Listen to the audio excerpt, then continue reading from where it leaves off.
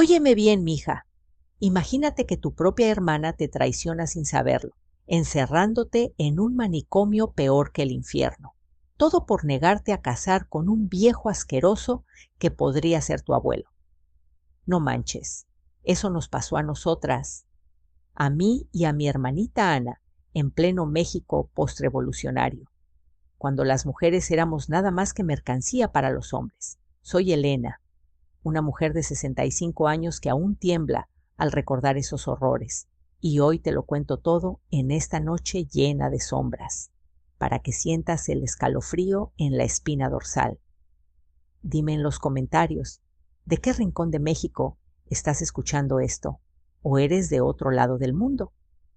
Cuéntame si has vivido algo parecido, y no olvides suscribirte al canal para más historias que te dejarán con la boca abierta, como esta que apenas comienza. Todo empezó en un pueblito chiquito de Oaxaca, allá por 1910, cuando la Revolución Mexicana andaba en su apogeo y el mundo parecía caerse a pedazos. Nuestra casita era humilde, de adobe y techo de palma, con un patio lleno de gallinas picoteando el suelo y un olor eterno a tortillas calientitas que mi mamá hacía en el comal. Éramos pobres, sí, pero felices en nuestra miseria. Papá, un campesino recio con manos callosas de tanto trabajar la tierra, nos criaba a mí y a mis hermanos con mano dura, pero con un corazón que latía por nosotros. Mamá, Dios la tenga en su gloria, era una santa. Lavaba ajeno, cocinaba para la familia y siempre tenía una sonrisa para nosotras, sus dos hijas. Yo era la mayor, Elena. Con 14 años ya me veía como la protectora de la casa. Ana, mi hermanita, tenía apenas 11, pero era un torbellino, ojos negros brillosos como obsidiana, cabello largo que le llegaba a la cintura y una cabeza llena de sueños locos. Hermana, yo quiero ser maestra, enseñar a los niños a leer como doña Rosa nos enseña a nosotras, me decía siempre mientras jugábamos en el río, chapoteando en el agua fresca bajo el sol ardiente de Oaxaca. La vida era simple, pero llena de risas. Por las mañanas ayudábamos a mamá a moler el nixtamal y por las tardes corríamos por los campos de maíz, persiguiendo mariposas o contando historias de fantasmas que nos ponían los pelos de punta. Papá nos contaba de la revolución. Zapata y Villa pelean por nosotros, los pobres, para que tengamos tierra y no nos pisoteen los ricos. Yo lo escuchaba embobada, pero Ana siempre preguntaba más. ¿Y las mujeres, papá? ¿Nosotras también podemos pelear? Él se reía, pero con un dejo de preocupación. Las mujeres cuidan la casa, mija. Eso es lo que Dios manda. En esos tiempos, ser mujer era seguir las reglas. Casarte joven, tener hijos, obedecer al marido. Yo lo acepté pronto. A los 14, papá arregló mi boda con Manuel, un muchacho del pueblo vecino, hijo de un tendero. No era malo, Manuel. Alto, moreno, con una sonrisa que iluminaba el cuarto. Elena, serás una buena esposa, me dijo mamá el día de la boda, poniéndome el vestido blanco que ella misma cosió. Me casé en la iglesita del pueblo, con mariachis tocando Cielito Lindo, y toda la familia bailando hasta el amanecer. Pronto vinieron los hijos. Primero Juanito, un bebito regordete que lloraba toda la noche, y luego Pedrito, más tranquilo, pero con los ojos de su papá. Nos mudamos a una casita en las afueras de Mexico City, porque Manuel consiguió trabajo en una fábrica después de la revolución. La ciudad era un caos, calles empedradas llenas de gente, tranvías zumbando y el olor a humo de las chimeneas mezclándose con el de los tacos de la esquina. Yo lavaba, cocinaba, criaba a los niños y Manuel traía el pan a casa. Era una vida dura, pero mía. Ana se quedó en Oaxaca con papá y mamá, visitándonos de vez en cuando. Cada vez que venía, traía esa chispa. Hermana, en la ciudad hay escuelas para mujeres. Imagínate si estudio y me vuelvo doctora. Yo me reía. Ay, Ana, no sueñes tanto, que la vida te da cachetadas. Pero en el fondo admiraba su rebeldía. Ella no quería ser como yo, atada a la casa, quería volar. Pero el destino es cruel, mija. En 1915, con la revolución aún echando chispas, mamá enfermó de tifoidea. La vi marchitarse en la cama, su piel pálida como papel, sus ojos hundidos. «Cuida de Ana, Elena», me susurró antes de cerrar los ojos para siempre. Papá quedó destrozado, un hombre roto que ahogaba el dolor en pulque. Ana, con 12 años, se volvió la mujer de la casa. Limpiaba, cocinaba, pero su espíritu no se apagaba. «Papá, déjame ir a la escuela grande», le rogaba. Él negaba. «No, mija, las mujeres no necesitan tanto libro». Entonces llegó el golpe. Papá, endeudado por las malas cosechas, arregló un matrimonio para Ana con don Ramiro, un terrateniente viudo de 50 años, gordo y con bigote gris, que olía a tabaco rancio. «Es por el bien de la familia, Ana. Él pagará las deudas y te dará una vida buena», le dijo papá una noche, mientras cenábamos frijoles fríos. Ana explotó. «No, papá, no me casaré con ese viejo. Es un monstruo. Podría ser mi abuelo. Quiero estudiar, no ser su esclava». Sus ojos echaban fuego, las manos temblaban. Papá la miró como si fuera una loca. «Desobediente. En esta casa se hace lo que yo digo». La discusión fue feroz. Ana lloraba, suplicaba. «Hermana, ayúdame, dile que no». Yo, desde la ciudad, recibí una carta de papá. «Tu hermana está mal de la cabeza, Elena. Se niega al matrimonio y habla de locuras, como estudiar en la capital». Pensé que era solo una rabieta de niña, pero qué barbaridad. No sabía lo que vendría. Papá, furioso, la golpeó esa noche. «Te vas a casar aunque te arrastre». Ana huyó al día siguiente, escondiéndose en la casa de una tía lejana. Pero la encontraron. Los hombres de don Ramiro la trajeron de vuelta, atada como un animal. «¡Ayúdenme!», gritaba Ana mientras la arrastraban por el polvo del camino. Papá, avergonzado ante el pueblo, llamó a un doctor amigo de don Ramiro. El hombre, un charlatán con anteojos sucios, la examinó apenas. «Histeria, señor. Está loca moralmente, desobedece por enfermedad». Firmó un papel falso, y esa misma semana metieron a Ana en un carro rumbo a México City, al Hospital La Castañeda, el manicomio más grande y temido del país. «Es por su bien, para que se cure», mintió papá en una carta que me mandó. Yo creí que era temporal, que Ana volvería pronto. Pero pasó un año, 2, y nada. Papá decía: «Está mejorando, pero no visites, la agitarías». Luego la mentira más grande. Ana murió en un brote de gripe en el hospital. Lloré por meses, abrazando a mis hijos, sintiendo un vacío en el pecho como si me hubieran arrancado el corazón. 7 años después, en 1922, todo cambió. Estaba en el mercado de la Merced, comprando chiles y tomates, cuando una vecina de Oaxaca me reconoció. «Elena, ¿no sabes? Tu hermana Ana no está muerta, está viva en la Castañeda. La vi en una lista de pacientes que mandaron al pueblo por error». No manches, sentí que el mundo se me caía encima. «¿Qué? ¿Papá mintió?». La mujer asintió. «Sí, la encerraron por rebelde, no por loca. Tu papá lo hizo para salvar el honor, pero ahora está arrepentido, enfermo en la cama». Corrí a casa, el corazón latiendo como loco. Manuel me calmó. «Cálmate, mujer, iremos a verla». Pero al llegar al hospital nos barrieron. Solo familiares directos con permiso del tutor. Papá se negaba a afirmar: «Es mejor así, Elena, no revuelvas el pasado». La rabia me consumió. ¿Cómo mi propio padre podía hacer eso? Ana, mi chiquita, sola en ese lugar de pesadillas. Investigué. La Castañeda era un monstruo disfrazado de palacio, con columnas blancas y jardines. Pero adentro, un infierno de locos, revolucionarios escondidos y mujeres incómodas como Ana. Decidí, voy a entrar yo misma. Falsifiqué papeles, diciendo que era enfermera con experiencia en un hospital de Puebla. He cuidado a locos de guerra. Mentí en la entrevista. Me contrataron al instante. Necesitaban manos baratas. Dejé a Juanito y Pedrito con mi suegra. Mamá, cuídalos, voy a rescatar a mi hermana. Ella lloró. Ve con Dios, Elena, pero ten cuidado, ese lugar traga almas.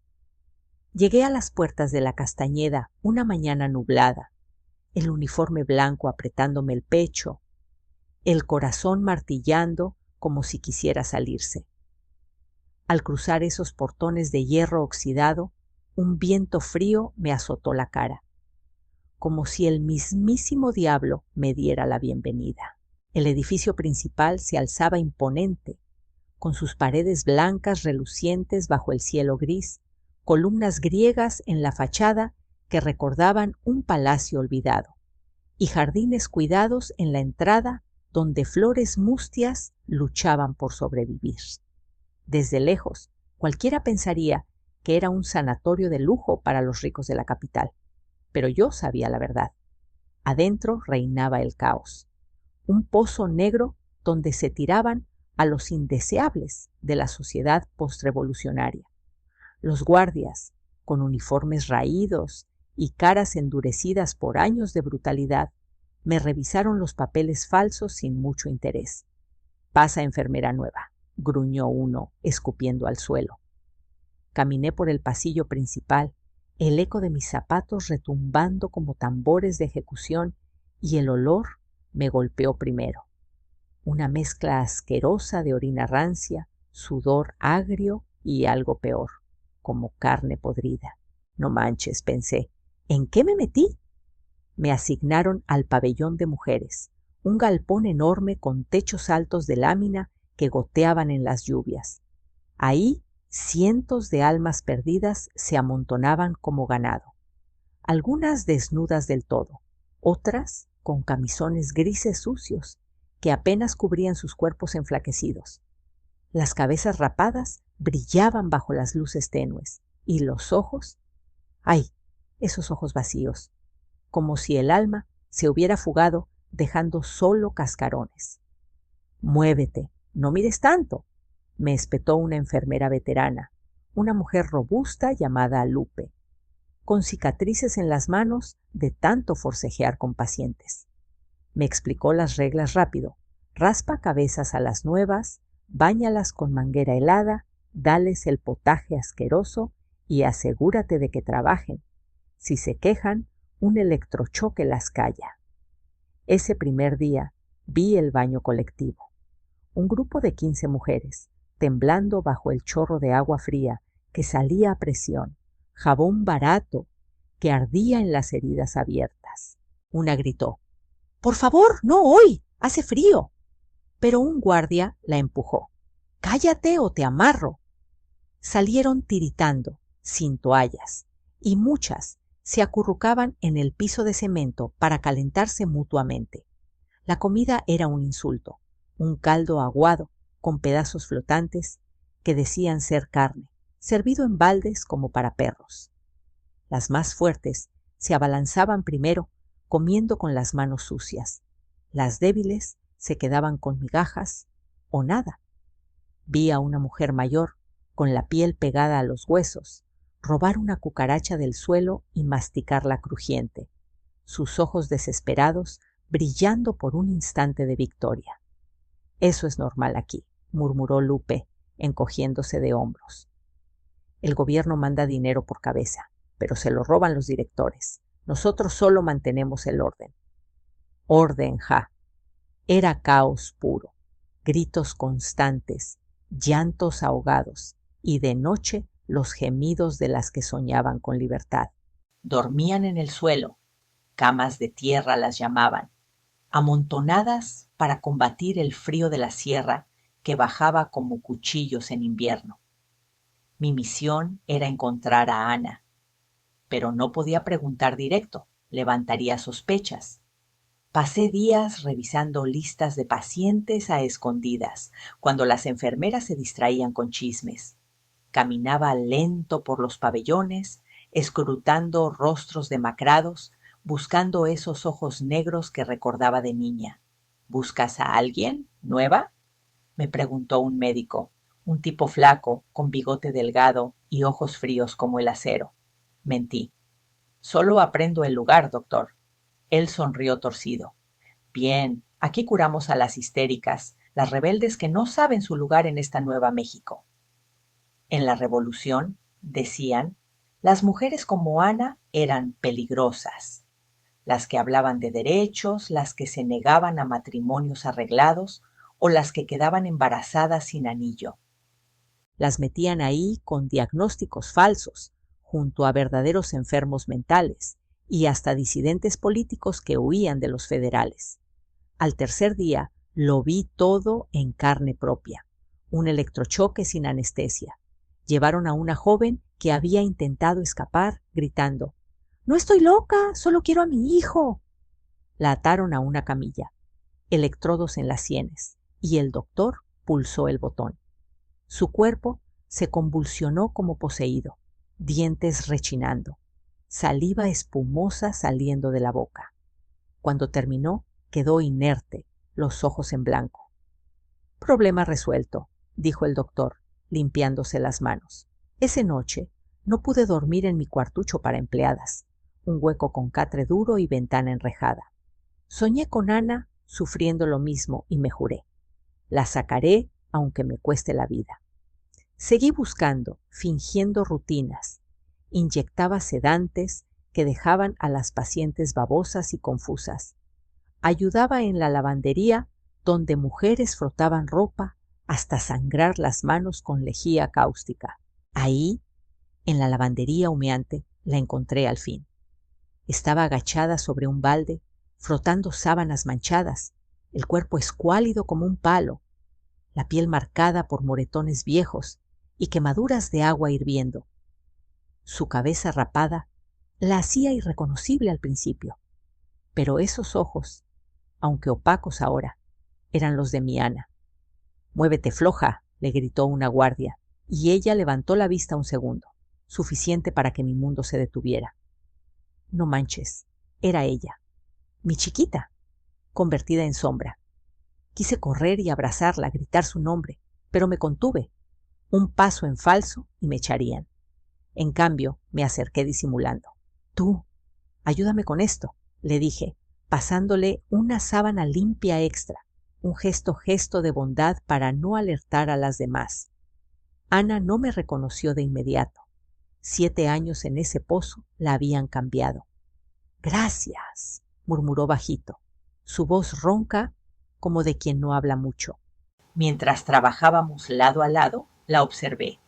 Manos agrietadas, espalda encorvada de cargar pesos y una cicatriz fresca en el brazo de algún castigo.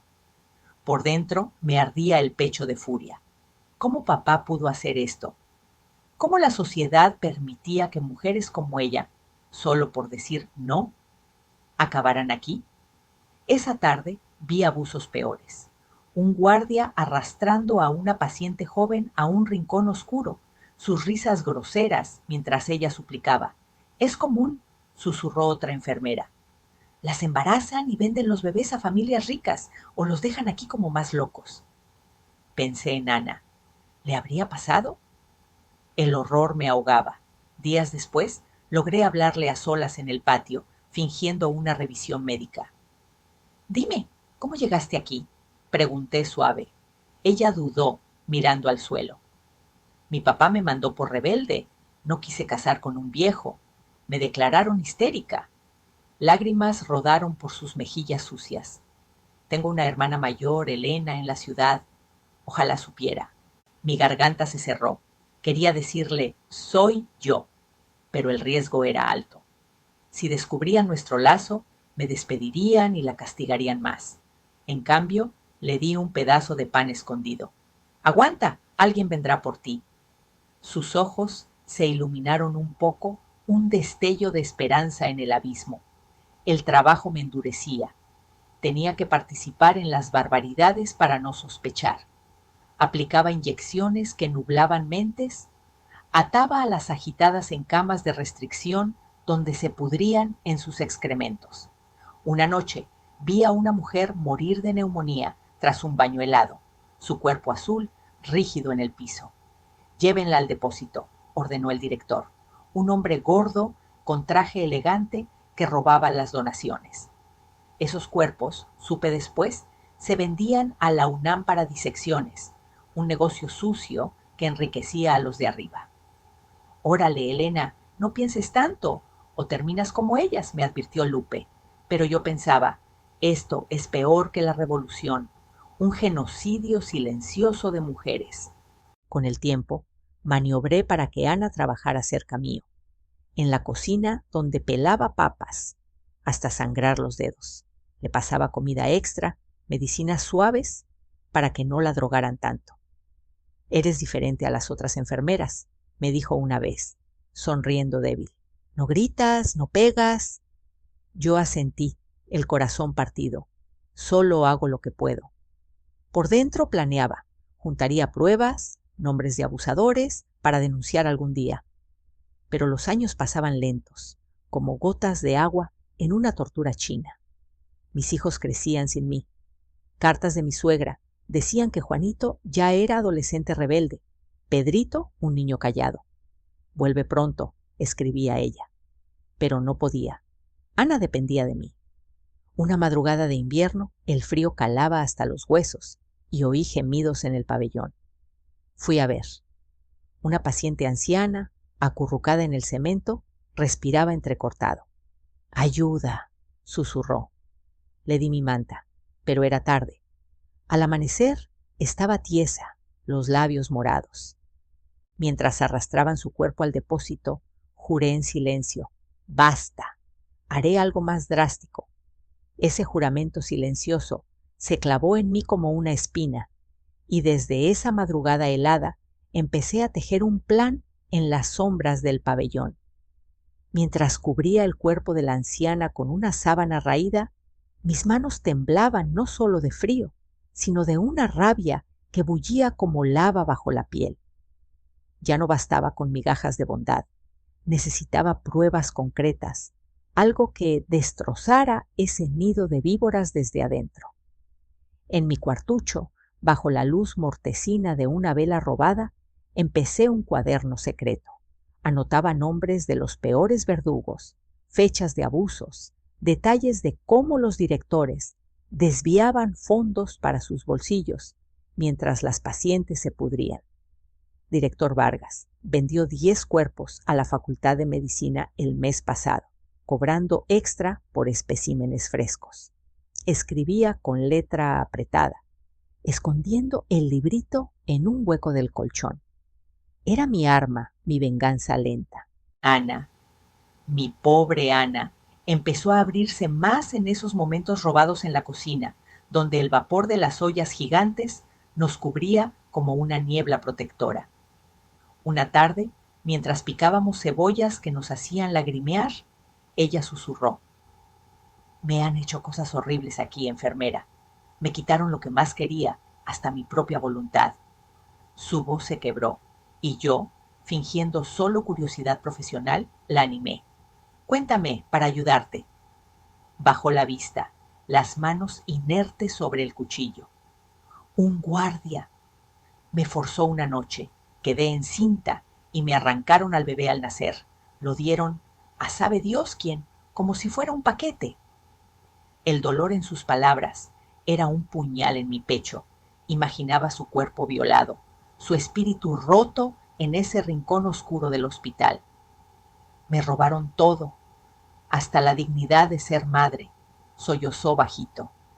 Yo contuve las lágrimas, apretando los puños. «Eso no quedará impune, te lo prometo». En ese instante juré no solo sacarla, sino hacer pagar a esos monstruos que usaban el poder para aplastar a las débiles. Pero el horror iba más allá de abusos aislados. Pronto descubrí una telaraña más grande, tejida con hilos de corrupción política.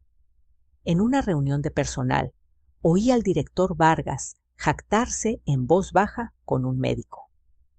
El gobierno nos paga bien por guardar a estas revoltosas, mujeres que hablan de derechos, como las soldaderas de la revolución, pero sin uniforme.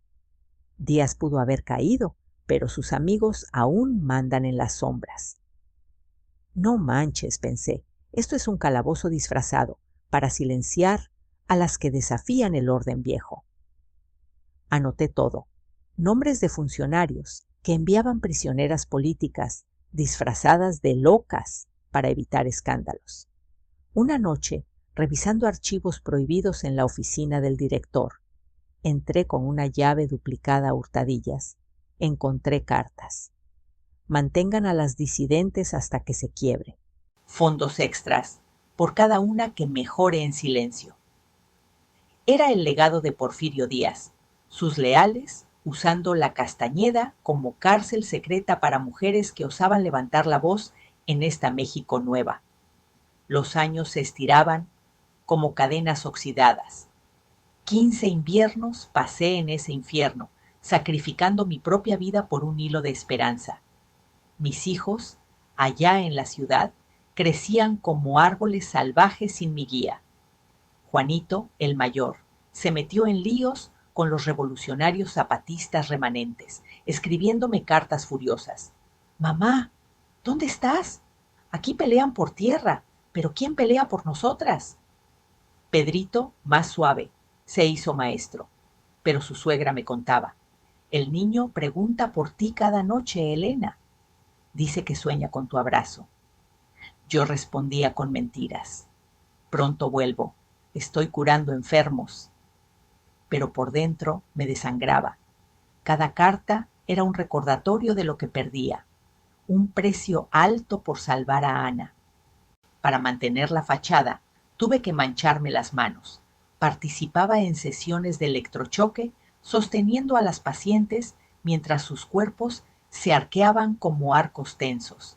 «Basta, por Dios», gritaba una, y yo, con el alma hecha trizas, susurraba: «Perdóname». Cada alarido era una daga girando en mi conciencia, un eco que me perseguía en sueños donde veía a Ana en esa camilla. Un día confronté al director en su oficina lujosa, fingiendo preocupación. «Señor Vargas, ¿por qué tratamos los cuerpos como mercancía barata en un tianguis? ¿No merecen un entierro digno?» Él me miró con ojos de serpiente, inclinándose sobre el escritorio. «Cállate, enfermera. Si hablas, terminarás al otro lado de las rejas como una más de ellas». Su amenaza colgaba en el aire como humo de cigarro, pero no me detuve.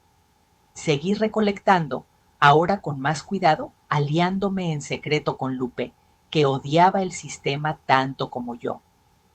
«Yo también perdí una hermana aquí», confesó ella una vez, pasándome un sobre con recibos robados.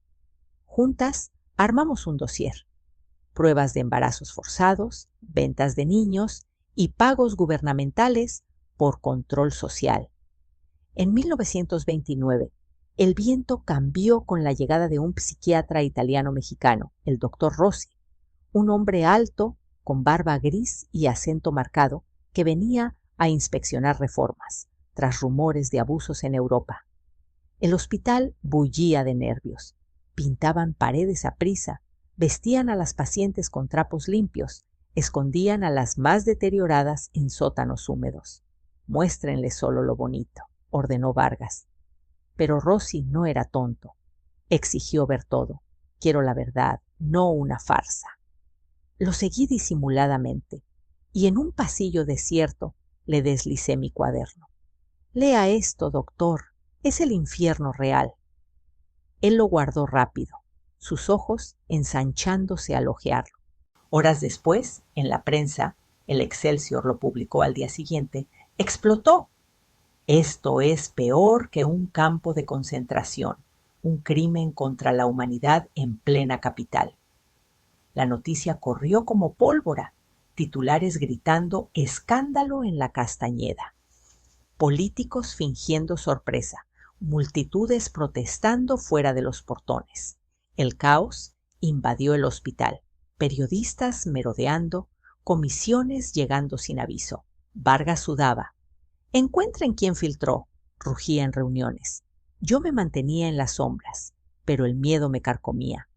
Ana, ahora más fuerte, gracias a mis cuidados, me susurraba. Siento que algo grande pasa. Planeaba nuestra huida. Sobornar a un guardia, con ahorros escondidos, esperar una noche de tormenta para cubrir el escape. Pero una tarde, mientras revisaba su pabellón, un médico me interceptó. «Te vimos con Rosy, traidora». Mi pulso se aceleró, el sudor perlando mi frente, sabiendo que el fin se acercaba. El miedo me invadió como una ola helada, paralizándome en ese pasillo mal iluminado donde las sombras bailaban como fantasmas acusadores. El médico, con su bata manchada de quién sabe qué horrores, me clavó la mirada. «Sabemos lo que hiciste con ese entrometido de Rosy. Vargas quiere verte ahora». Me arrastró por el brazo, sus dedos hundiéndose en mi carne como garfios, y yo, con la mente girando en un torbellino de pánico, pensé en Ana sola en su celda, en mis hijos esperando un regreso que quizás nunca llegaría. La oficina del director era un oasis falso de lujo, escritorio de caoba robada, cuadros de santos hipócritas en las paredes y él sentado ahí fumando un puro que apestaba a corrupción. «Siéntate, traidora», ordenó, su voz un siseo venenoso.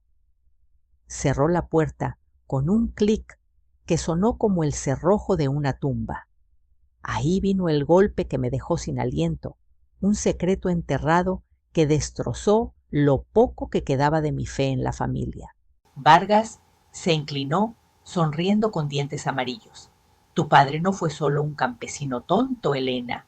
Recibió una bolsa de pesos de don Ramiro para encerrar a tu hermana aquí, a cambio de callar su deshonra. Y tú casi terminas como mercancía en el depósito de cadáveres. Si no hubieras sido útil como enfermera, te habríamos vendido viva a los anatomistas de la universidad». No manches, sentí que el suelo se abría bajo mis pies. Mi propio padre, el hombre que nos crió con cuentos de héroes revolucionarios, había vendido a Ana por unas monedas sucias. Lágrimas de furia quemaron mis ojos. «¿Por qué me cuentas esto ahora?». Él rió, aplastando el puro. «Porque ya no importas. Mañana te enviaremos al pabellón de las perdidas y tu dossier arderá conmigo». Pero el destino, caprichoso como un coyote en la noche, me dio una chispa de oportunidad. Esa misma tarde, con el escándalo de Rosy aún fresco en los periódicos, una turba de reporteros y activistas irrumpió en los portones exigiendo entradas. «Liberen a las inocentes», gritaban, ondeando pancartas con fotos de pacientes demacradas sacadas de contrabando. Vargas, distraído por el caos, me dejó sola un momento. Aproveché para escabullirme, robando llaves de su escritorio. Corrí al pabellón de Ana, el corazón latiendo como un tambor de guerra zapatista. «Levántate, nos vamos», le susurré, abriendo su puerta con manos temblorosas. Ella, aturdida pero con un brillo nuevo en los ojos, se levantó. «Pero, ¿quién eres realmente?». No había tiempo para máscaras. «Soy Elena, tu hermana. Siempre lo fui». Su abrazo fue un torrente de emociones contenidas, sollozos ahogados en mi hombro mientras huíamos por pasillos laterales, esquivando guardias confundidos en el tumulto. La escapada fue un remolino de adrenalina. Saltamos un muro bajo, ayudadas por Lupe, que nos cubrió con una distracción fingida de incendio en la cocina. Afuera, el aire libre nos golpeó como una bendición, pero no paramos. Corrimos por las calles empedradas de la ciudad, mezclándonos con la multitud que protestaba. Entregué copias de mi dossier a un periodista del Excelsior que conocía de oídas. «Publiquen esto. Es la verdad cruda». Al día siguiente, Los titulares explotaron como petardos en fiesta: abusos en la Castañeda, violaciones, ventas de bebés y conexiones políticas. Vargas y sus cómplices cayeron como dominós. Arrestados por corrupción, el doctor que abusó de Ana terminó en cadena perpetua, gritando inocencia en vano. El hospital, bajo presión, inició reformas lentas pero inevitables, cerrando pabellones enteros y liberando asientos, hasta su clausura definitiva en 1968, cuando el mundo ya no toleraba tales barbaries. Libres al fin, Ana y yo nos instalamos en una casita modesta en Coyoacán, rodeadas de bugambillas rojas que trepaban por las paredes como venas de vida renovada. Ella, con 40 años robados, pero un espíritu inquebrantable, volvió a las aulas. Estudió para maestra en una escuela nocturna, sus manos ya no agrietadas por lejía, sino sosteniendo libros que devoraba con hambre atrasada. Hermana, gracias a ti veo el sol de nuevo, me decía, preparando café fuerte por las mañanas. Yo, por mi parte, dediqué mis días a ayudar a otras sobrevivientes. Fundé un grupo de apoyo en la parroquia local, contando nuestras historias para sanar heridas colectivas. Mis hijos, ya hombres hechos y derechos, Juanito, un activista por derechos campesinos, Pedrito, un profesor como su tía, nos visitaban los domingos, trayendo nietos que llenaban la casa de risas infantiles. Mamá, eres una heroína, me abrazaba Juanito, y yo, con el cabello plateado y arrugas que contaban batallas, respondía, no, solo una hermana que no se rindió. Hoy, a mis 65 años, miro a Ana tejiendo mantas en el patio, su sonrisa serena, contrastando con las cicatrices invisibles que ambas cargamos. Hemos ganado batallas, pero las noches aún traen ecos de gritos lejanos, sueños donde los muros de la Castañeda nos atrapan de nuevo. La victoria sabe agridulce, justicia llegó, pero ¿a qué costo? Vargas pudriéndose en prisión, los abusadores expuestos como ratas al sol, y un México que poco a poco reconoce las voces silenciadas de sus mujeres. Mira, mija, la lección que nos dejó este calvario es que el lazo entre hermanas puede romper cadenas de hierro, pero nunca dejes que el silencio te engulla.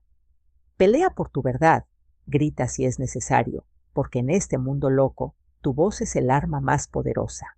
¿Qué opinas tú de esta locura? ¿Te ha tocado algo similar? Déjame un comentario abajo si esta historia te removió el alma y suscríbete para no perderte más relatos que te pondrán a pensar en las noches largas. Que Dios te guarde y bendiga. Hasta la próxima.